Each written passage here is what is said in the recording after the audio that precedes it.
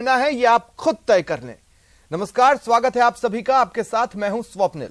राजस्थान के सियासी खैर ख्वाह का शुक्रिया कहिए, अब वीरांगनाओं से वीरांगनाएं टकरा गई हैं। जिन्हें अपनी मांग जायज लगती थी, मैदान में आकर उसे वाहियात बताया गया। कांग्रेस और बीजेपी अपनी अपनी चाल से आगे बढ़ते गए और रायता फैलता गया। इधर पहले किरोड़ी चले, फिर बीजेपी को चलना पड़ा। उधर कांग्रेसी चेहरे अलग अलग चले। गेंद इस पाले से उस पाले में डाली गई और खेल गंदा होता चला गया। अब सवाल यह है कि आखिर कौन किसका कंधा इस्तेमाल कर रहा है। आज इसी पर करेंगे चर्चा, लेकिन उससे पहले आज के हाइलाइट्स आप जान लीजिए। दरअसल आज बीजेपी सड़कों पर उतरी। अब उनके कार्यकर्ताओं पर यह आरोप लगे हैं कि उन्होंने पुलिस की गाड़ी पर पथराव किया। हालांकि प्रदर्शन के दौरान दो नारे काफी सुर्खियां बटोर रहे थे, जिससे खेमेबाजी की बात भी सामने आई। दिग्गज चेहरों ने गिरफ्तारियां दी, लेकिन ये चेहरे आज मैदान में कूदे हैं। तो क्या अब तक किरोड़ी लाल मीणा अकेले लड़ाई लड़ रहे थे? कम से कम किरोड़ी लाल मीणा के समर्थकों को बीजेपी से यही शिकायत है। दूसरी तरफ मुख्यमंत्री अशोक गहलोत से मिलने कुछ वीरांगनाएं आज पहुंची, और देखिए इन वीरांगनाओं को सीएम से मिलने का समय भी मिल गया और सीएम ने उनसे मुलाकात भी कर ली, उनसे बात भी हो गई। फिर ये वीरांगनाएं बाहर आई और उन्होंने कहा कि अब जो 3 वीरांगनाएं धरने पर बैठी थी, उन वीरांगनाओं की मांग जायज नहीं है। एक वीरांगना ने तो यहां तक कहा कि वाहियात शब्द का इस्तेमाल मैं करना चाहूंगी। उनका यह कहना था कि हक सिर्फ बीबी का और बच्चों का ही बनता है। और इसके बाद वीरांगनाओं ने मीडिया से ज्यादा बातचीत नहीं की।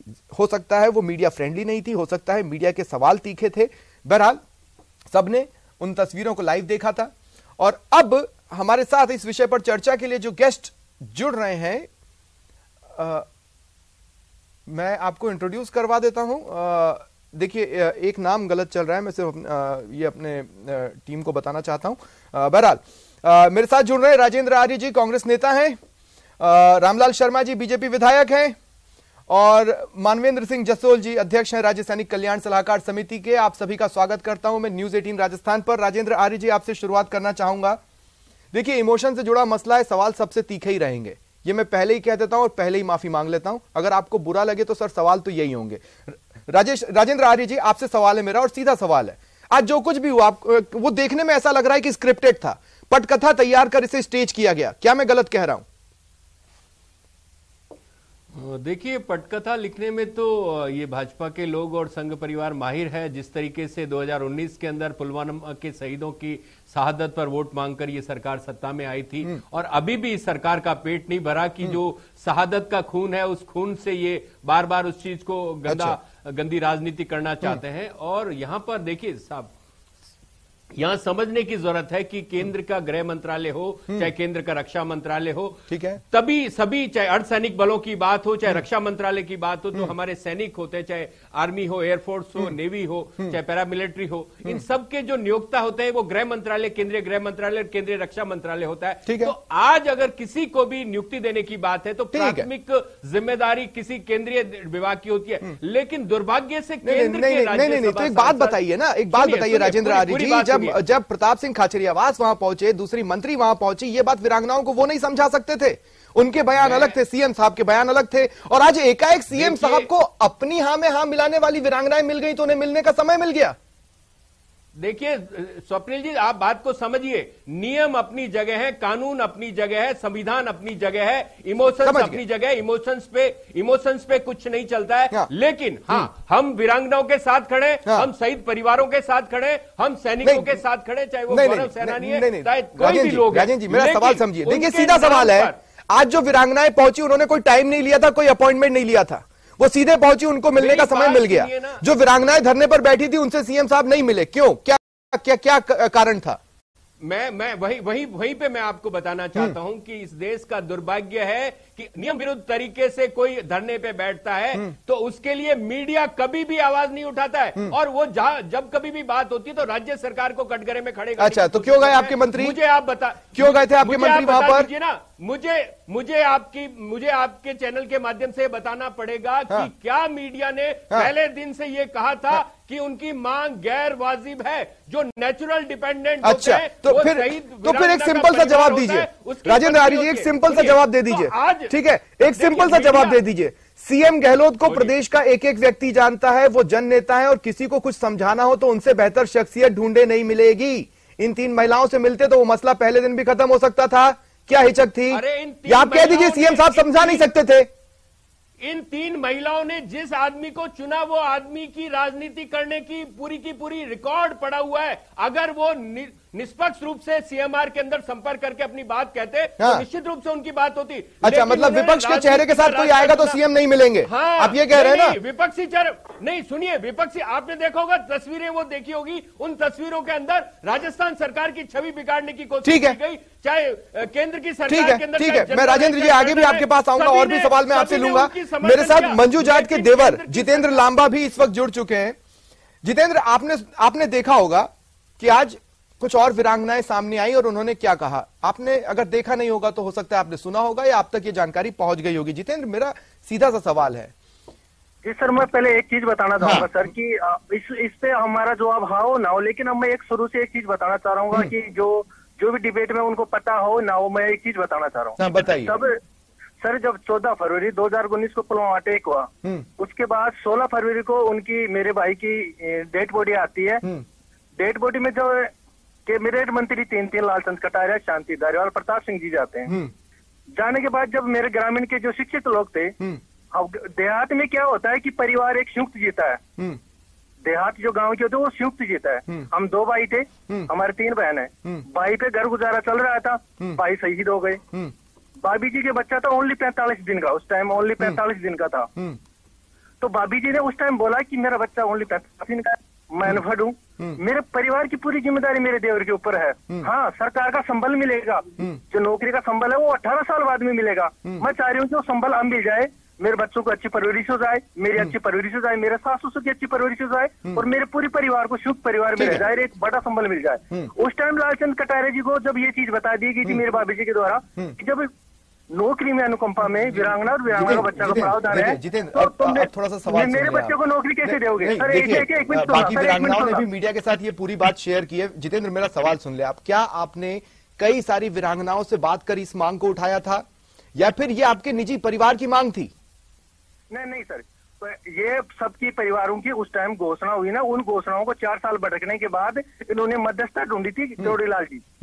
हम किसी पार्टी से मतलब नहीं। मैं मान रहा हूँ। देखिए, जब हम वीरांगना शब्द का इस्तेमाल करते हैं तो वो कोई अकेली लेडी नहीं होती, बहुत सी वीरांगनाएं हैं जिनका ये देश सम्मान करता है और जिनके लिए ये देश लड़ना चाहता है। क्या उनमें से मेजॉरिटी से आपने बात कर ये मांग को उठाया था, या फिर ये आपके निजी परिवार की जरूरत थी और उसलिए आप ये मांग उठा रहे थे? उस टाइम उसी परिवार की परिस्थिति को देखते अनुसार मेरी भाभी जब 25 साल की थी, तो वो 25 साल का आदमी एक मेजर होता है और समझता है घर परिवार कैसे चलेगा। तो भाभी जी को पता था कि मैं और मेरा बच्चा, इनके सारे टाइम पास हो जाएगा, मेरा सास ससुरा का टाइम पास है, वो परिवार को संबल मिल जाएगा। जो 18 साल बाद में जो नौकरी का संबल मिलेगा वो अब मिल जाएगा। तो कटारिया जी को चीज बता दी, तो कटारिया जी ने बोला हमारी सरकार है, वीडियो है बाकायदा सोशल मीडिया पे, हमारी सरकार है और इनके परिवार की सहमति से छोटे भाई को नौकरी दे दी जाएगी। ये वीडियो बाकायदा मेरे पास है। उसके बाद में प्रताप सिंह जी के पास जाता हूँ, मैं कटारिया जी के पास जाता हूँ, शांति धारीवाल जी के पास जाता हूँ, और देवाराम ओएसडी है उनके पास जाता हूँ, उन्होंने कागज लेते हैं, कटारिया जी ने सबने डिजायर देते हैं। ठीक है जितेंद्र, मैं आगे, आप मेरे साथ फोन लाइन पर बने रहे, मैं आगे भी आपके पास और आऊंगा, लेकिन अब मैं रामलाल शर्मा जी को भी इस डिबेट में शामिल करना चाहता हूं। रामलाल जी, मुझे एक बात बताइए, इतना तो साफ है कि जो मांग उठाई गई वो सब वीरांगनाओं की मांग नहीं है, और ये बात आपकी पार्टी जानती थी। आप ये जानते थे कि ये मांग अव्यवहारिक है, नियमों के अगेंस्ट है और भविष्य में अनबैलेंस बना सकती है। इसीलिए शायद किरोड़ीलाल मीणा अकेले लड़ते रहे और आप उनके साथ मैदान में नहीं उतरे, कम से कम 3-4 दिन पहले तक। और 3-4 दिन पहले भी आप लोग 2-3 घंटे के लिए उतरे, वो तो आज मैदान में दिखे हैं। सबसे पहले तो ये कि ये मांग उठी कैसे? मांग तब उठी जब आपके सरकार के प्रतिनिधि जब शहीद की अंत्येष्टि हो रही थी, उस अंत्येष्टि के अंदर शामिल होने के लिए गए। पूरे वाकया को 3 मंत्रियों को अवगत कराया गया और तीनों मंत्रियों ने ये कहा कि हमारी सरकार है, आपकी मांग को हम मानने का काम करेंगे। अगर उसी समय ये इनकार कर देते तो ये मांग बढ़ती नहीं, नंबर 1। ठीक है। नंबर 2, दूसरी बात मैं कहूंगा स्वप्न जी, मुख्यमंत्री जी को आखिरकार ये 3 वीरांगनाएं इतनी दूर से चलकर वीआईपी गाड़ियों के अंदर बैठकर, वीआईपी गाड़ियों के नंबर बैठ बिना किसी समय मांगे हुए तो अचानक मुख्यमंत्री जी से मुलाकात करती है, लेकिन सिर्फ चंद किलोमीटर, 1 किलोमीटर की दूरी के ऊपर लगातार 8-10 दिन से बैठी हुई वीरांगनाओं के लिए मुख्यमंत्री जी के पास समय। रामलाल जी, उन तक पहुंचने में तो आपको भी 8 दिन लग गए थे, उन तक पहुंचने में तो आपको भी 8 दिन लग गए थे। देखिए मेरी बात सुनिए स्वप्न जी, नासिर और जुनेद के घर पहुंचने के लिए मुख्यमंत्री जी अपने राजकीय खजाने का पेट्रोल और डीजल को खपत करते हुए उसकी दहलीज तक पहुंचते हैं, लेकिन वीरांगनाओं की दहलीज तक पहुंचने का उनका धर्म नहीं बनता है। लेकिन ये सवाल मैंने पूछा ना रामलाल जी, मैं तो आपसे आपका सवाल पूछ रहा हूँ। बीजेपी कहाँ थी जिस पहले दिन पुलिस पर आरोप लगे? आप कहते हैं कि आप शहीदों के साथ है, आप शहीद के परिवारों के साथ है। जिस पहले दिन ये आरोप लगा था कि वीरांगनाओं से मारपीट हुई है, तो आपको सड़कों पर तभी आ जाना चाहिए था। आपने ये क्यों कहा कि ये सारे मांगे मानने के लिए तैयार है? अरे भाई एक बात बताइए रामलाल जी 2 मिनट सुनिए। रामलाल जी 2 मिनट सुनिए। रामलाल जी 2 मिनट सुनिए। रामलाल जी प्लीज 2 मिनट सुनिए।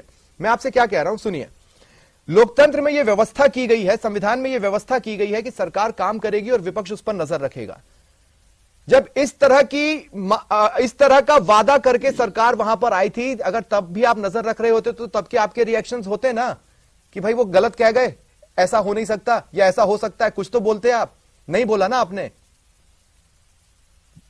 देखिए स्वप्न जी, सरकार हमेशा तत्कालीन परिस्थितियों के आधार के ऊपर मुआवजा भी देती है और वादे भी करती है। तत्कालीन परिस्थितियों के आधार नियमों में संशोधन भी करती है। तत्कालीन परिस्थितियों के आधार जब किसी की हत्या होती है ना, तो हत्या के अंदर 302 का मुकदमा दर्ज होता है। ठीक है। लेकिन जब परिस्थितियां ऐसी पैदा होती है कि परिवार के अंदर कोई मुखिया बचा ही नहीं, तो सरकार अपने कोष से पैसा भी देने का काम करती है। ठीक है। इनके मंत्री उन परिस्थितियों के आधार के ऊपर इस बात को आश्वस्त करके आए थे। नहीं तो फिर देखिए ना रामलाल जी, एक बात बताइए, क्यों आप ही के कार्यकर्ता आज सतीश पूनिया मुर्दाबाद और सतीश पूनिया जिंदाबाद ये 2 अलग अलग नारे लगा रहे थे? बातों को मानने के लिए इनकार कर रही है। एक बात बताइए, आज आप ही के कार्यकर्ता ये सतीश पूनिया मुर्दाबाद और सतीश पूनिया जिंदाबाद ये 2 अलग अलग नारे क्यों लगा रहे थे?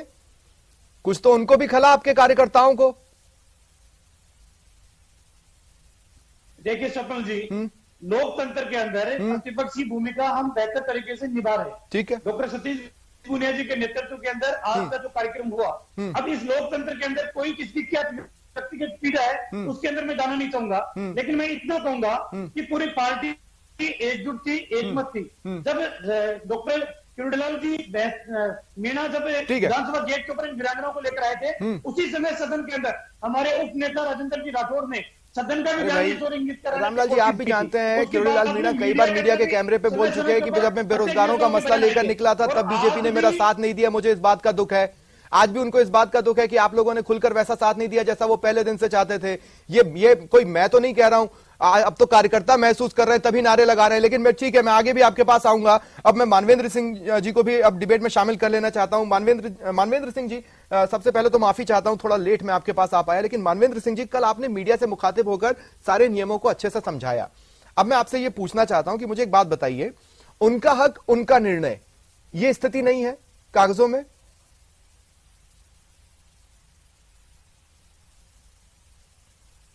जी नहीं, और ये बात गलत भी है कि इनसे कोई मिला नहीं। मैं 6 महीने पहले इनसे मिला था, 8 महीने पहले मिला था। जून के महीने से तीनों वीरांगनाओं से मैं मिला हूं। और मंजू जी से मैं 3 बार मिला हूं। पहले बार झालावाड़ में, ठीक है, फिर दूसरी बार सचिवालय अपने कार्यालय में, और फिर गांव के बाहर रोड पर भी मिला हूं। इनको स्पष्ट कर दिया था मैंने कि ये नियम के अनुसार नहीं हो सकता। मुझे कोई जानकारी नहीं कि किस मंत्री ने क्या आश्वासन दिया है, परंतु जो नियम है उसके आधार पर मैंने उनको स्पष्ट कर दिया था कि ये हो नहीं सकता जिस प्रकार वो चाहती है। एक परिवार की परिस्थिति को देखकर हम पूरे राजस्थान के लिए या अन्य राज्यों में भी यही नियम है, कोई ऐसा राज्य ऐसा नहीं है कि जिसमें नियम अलग है। किसी एक परिवार की परिस्थिति को देखकर हम नियम ऐसे नहीं बदल सकते जिससे आगे जाकर परिवार का संतुलन बिगड़े। और नहीं, पर जो संभावना है, आप भी जानते हैं, मैं भी जानता हूं, भारत में जिस प्रकार महिलाओं का शोषण होता है। आप मुझे खत्म कर दीजिए पहले, आप मुझे पहले खत्म करने दीजिए, आप पहले मुझे खत्म करने दीजिए, आप पहले मुझे खत्म करने दीजिए, ठीक है? आप भी जानते हैं, मैं भी जानता हूं भारत में किस प्रकार महिलाओं का शोषण होता है, और इससे शोषण करने के द्वार और खुल जाते हैं। ये मेरी भ्रम है, और इस भ्रम के लेकर हमने जो सरकार ने नियम बनाए हैं दशकों पहले वो नियम पर कायम है और कायम रहेंगे। ठीक है, तो मानवेंद्र सिंह जी, मेरा सवाल आपसे यह है कि मान लीजिए सेंटर कल को निर्णय लेता है कि जिसका हक है उसी पर हम ये निर्णय छोड़ दें, तो ये किस तरह का डिसबैलेंस क्रिएट कर सकती है?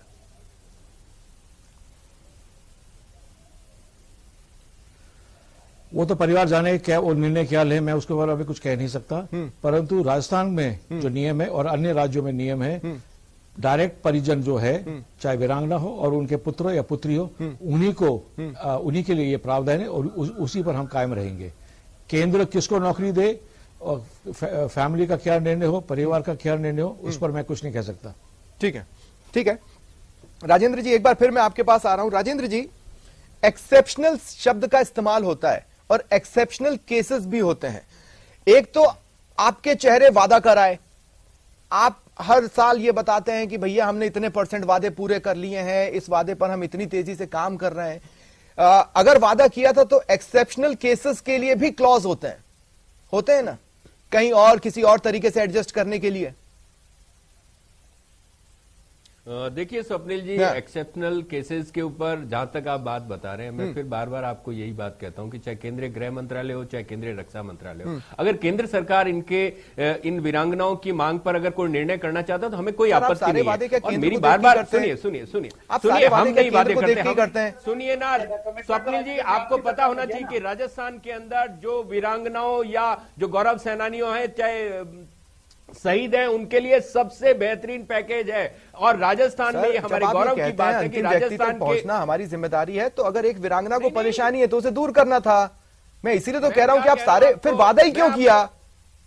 मैं आपको क्या कह रहा हूं, मैं आपको ये कह रहा हूं कि राज्यसभा सांसद हो चाहे लोकसभा सांसद हो, अगर इन वीरांगनाओं के इतने सगे हैं तो उनको वो संसद में लेके जाए, प्रधानमंत्री से मिलवाए, रक्षा। लेकिन हाँ रामलाल जी, ये जवाब तो देना पड़ेगा ना, मैटर तो सेना से जुड़ा है और सेना के सबसे बड़ा खैर को तो आप ही अपने आप को प्रोजेक्ट करते हैं। तो मुझे अगर ये बताइए कि जो उन 3 वीरांगनाओं की मांग थी वो जायज थी या नहीं थी? सीधा सा सवाल है, आप बता दीजिए, थी या नहीं थी? देखिए स्वप्न जी, दोनों चीजें डिवाइड है। एग्जैक्टली केंद्र सरकार जो रिलीफ देती है, वो पैकेज देती है, वो पैकेज केंद्र सरकार के साथ राजस्थान सरकार भी पैकेज देती है। राजेंद्र जी प्लीज, बीच सरकार कोई आसान नहीं करती है। राजेंद्र जी प्लीज बीच में ना बोले प्लीज। रामलाल जी, मेरा सवाल क्या है, अगर दोनों धड़े हैं तो रक्षा मंत्री ने आपको नहीं बताया कि नियम क्या कहते हैं? देखिए स्वप्न जी, केंद्र सरकार का जो पैकेज था वो पैकेज इन वीरांगनाओं को मिल चुका है, ठीक है, वो संतुष्ट है। लेकिन पर उनकी मांग दूसरी है ना, जिम्मेदारियां पूरी करनी है, जो जवाबदेही पूरी करनी है। राज्य सरकार अपनी जवाबदेही और जिम्मेदारियों से दूर जाने का काम कर रही है। नहीं तो आप उनको प्रॉम्प्ट क्यों कर रहे हैं? नियमों में नहीं, आप उनको प्रॉम्प्ट क्यों कर रहे हैं? आप उनको प्रॉम्प्ट क्यों कर रहे हैं? आपके पहले रामलाल जी प्रॉम्प्ट क्यों कर रहे हैं आप? राजेंद्र यादव जी कहते उसी समय। अरे भाई, मेरा कहना है कि आप उन्हें प्रॉम्प्ट क्यों कर रहे हैं कि आप उसी रास्ते पर चलो? स्वप्न जी, मैं यही तो आपसे कह रहा हूं, दोनों चीजें अलग अलग है। मेरी जिम्मेदारी है अलग है, आपकी भूमिका अलग है। आप अपनी भूमिका का निर्वहन ठीक तरीके से कर रहे हो, मैं अपनी जिम्मेदारी का निर्वहन ठीक तरीके से नहीं कर रहा हूं, तो मैं उसका जिम्मेदार आपको थोड़ी करवा सकता हूं। ठीक है, ठीक है। जितेंद्र, एक बार फिर मैं आपके पास आ रहा हूं। जितेंद्र, खुद मुझे आप बताइए कि जिस स्टेज पर हम खड़े हैं, इस तरह का किसी भी तरह का नियम का संशोधन हो सकता है? भाई आप भी जानते हैं जितेंद्र, आपके परिवार में से एक ने सर्वोच्च बलिदान दिया और देश के लिए दिया। अगर देश के लिए सोचें तो क्या आपको लगता है आपकी डिमांड सही है? जी सर, उसमें क्या है कि हमें सरकार द्वारा अगर सांत्वना ना मिलती, हमें ये सपने ना दिखाए होते, तो हम अपने अलग रास्ते पे रहते। क्योंकि फिर 1 साल बाद में प्रताप सिंह जी खुद बीबीसी में ये कह रहे हैं कि हम सरकार को, अब हमारी सरकार ने वचन दिया है आपको और हमारी सरकार पूरी करेगी, बाकायदा बीबीसी में न्यूज में कह रहे हैं। उसके बाद जब परसों उनसे बात होती है शकुंतला राव जी, प्रताप सिंह जी से, आप खुद वहाँ आपके मीडिया वाले थे, उसमें कह रहे सरकार को हमें देवर को नौकरी देने में कोई आपत्ति नहीं। और जितेंद्र जी लांबा का हमारे पास एफिडेविट 4 एफिडेविट आई है, उसकी भाभी जी आई है, हम सरकार देने के लिए तैयार है और कोई आपत्ति नहीं। 1 घंटे बाद वो ट्वीट आ जाता है। तो मैं ये चाहता हूँ कि हमें राजनीति का हस्तक्षेप ना करके जो हमें वादा किया वो हमारे वादे पूरे किए जाए। और इसके अलावा हम ना तो देखें हिंसा चाहते सर, और ना कुछ हम चाहते, क्या हमारी मांगे है वो। ठीक है, मानवेंद्र सिंह जसोल जी, मेरा अंतिम सवाल है आपसे। मानवेंद्र सिंह जी, मेरा अंतिम सवाल है आपसे, मुझे ये बताइए कि जब भी नीति निर्माताओं ने सोचा होगा, उसने तमाम कंडीशंस को सोचा होगा। क्या कोई एक्सेप्शनल केसेस के लिए क्लॉज सोचा गया है? क्योंकि नियम की जानकारी हम में से किसी को नहीं है।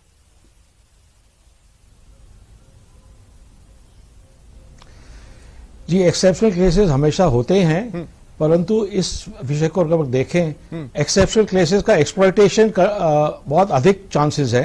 इसलिए इस मामले में मैं उसके बिल्कुल पक्ष में नहीं हूं। और जो आश्वासन किसी ने दिया है उसके बारे में विषय अलग है। और अगर नौकरी का विषय है, और केवल नौकरी का, क्योंकि 50 लाख का पैकेज दे चुके हैं, स्कूल के नामकरण हो चुका है, रोडवेज की पास हो चुकी है, नौकरी की बात बाकी है। तीनों वीरांगना का विषय नहीं है, केवल 2 का है ये। ठीक है। मधु बालाजी का ये विषय नहीं है। मधु बालाजी का विषय पुनः एक मां का नामकरण है। अगर नौकरी का विषय है तो ये भारत सरकार गृह मंत्रालय के अधीन है और वहीं से संपर्क किया जाए। ठीक है, ठीक है। शुक्रिया आप चारों का मेरे साथ जुड़ने के लिए और इस चर्चा में शामिल होने के लिए। ये थी वीकेंड की बड़ी बहस। नमस्कार।